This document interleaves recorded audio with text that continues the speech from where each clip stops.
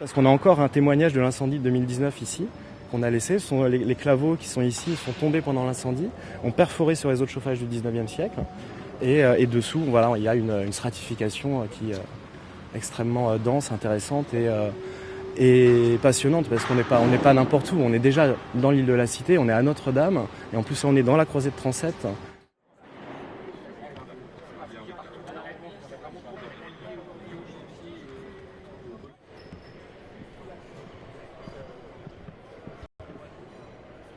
Alors les sarcophages en plomb, Viollet-le-Duc en avait déjà trouvé pendant ses travaux au 19e siècle.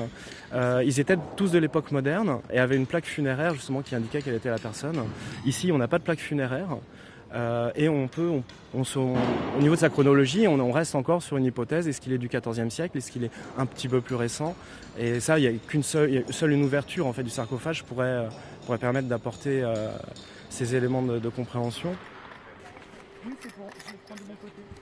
On a pu faire passer une caméra endoscopique à l'intérieur qui a permis d'identifier des restes de tissus, des restes aussi de matière organique comme des cheveux et des restes de végétaux, notamment au niveau de la tête, avec des petites feuilles.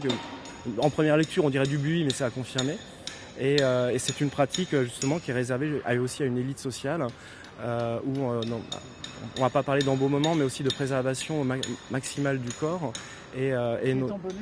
Voilà. Et du coup, la présence, le fait que ces restes végétaux soient encore là, présage d'une excellente qualité de conservation de son contenu. Merci.